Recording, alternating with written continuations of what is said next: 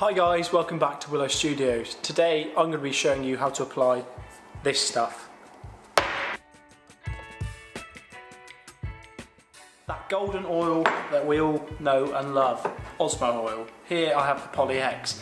Now the great thing about Osmo is anyone can use it, but that means anyone.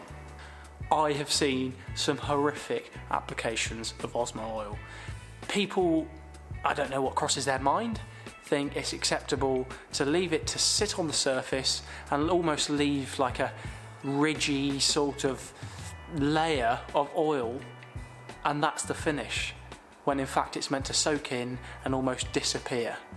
So I shall show you how I go about getting the perfect finish from the Osmo oil. First things first is preparation of the timber. Now I've got some oak veneered MDF here, and the first thing you need to do is sand the product or whatever you are applying the oil to.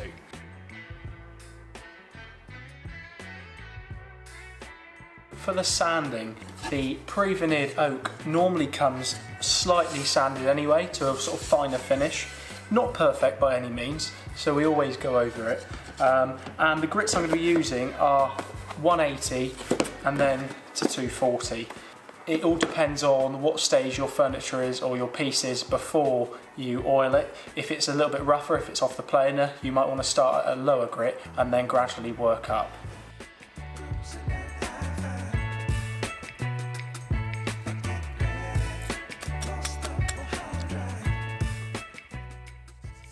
One tip when I'm orbital sanding is I like to pencil the surface of the material. This is so I know where I've been and I don't go over areas twice.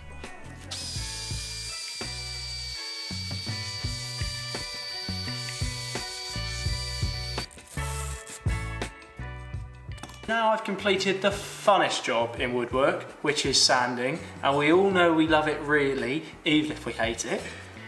The next step in the preparation is to get any dust out of the surface. Now I'm not sure if every hobbyist would have it, but I think a lot of you will have access to a small compressor. So what I use is my airline and I blow out the dust. Before I do that, I'm going to put my PPE on. This is something I always recommend, be it sanding, blowing out dust, whatever. You don't want to be breathing in dust, so masks it is. I know I look fabulous, I'm a fashion icon with it on, you don't need to say. So, let's blow the dust out.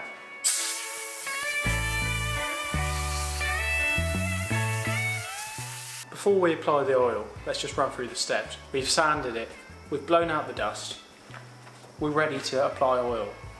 There's a few things you want.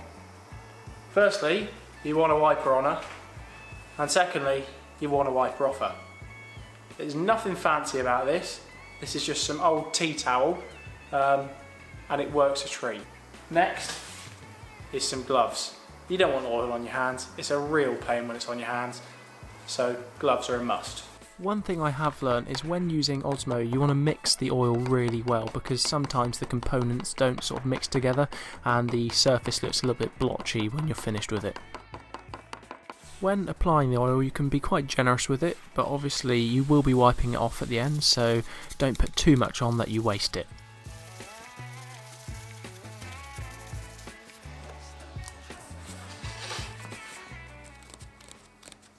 After about 5 to 10 minutes of the oil sitting on the surface, you can wipe it off.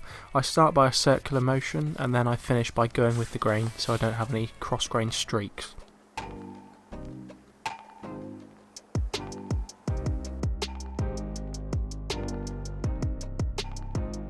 So there really is nothing to it. It is as simple as wiping it on and wiping it off. And what I can't stress enough is the preparation beforehand is equally as important as the application of the oil. I haven't got any gloopy thick layers of oil left on here. It is a very nice consistent sheen. This here is just one coat of oil. I've just let it dry and it's very smooth, but if it did have any nibs on it, between coats I like to get some 2000 grit and take the nibs off. Now I would never leave a piece of furniture on one coat of oil. I think 2 to 3, maybe 3 to 4 coats is where you want to be to achieve a really nice finish. I almost forgot, one of the most important things as well is to lay your rags out nice and flat once you've finished oiling. You don't want these self-combusting in your bin and setting your workshop alight. That's the last thing we want. I hope you liked the video, guys. Don't forget to comment, like and subscribe, and I shall see you in the next video.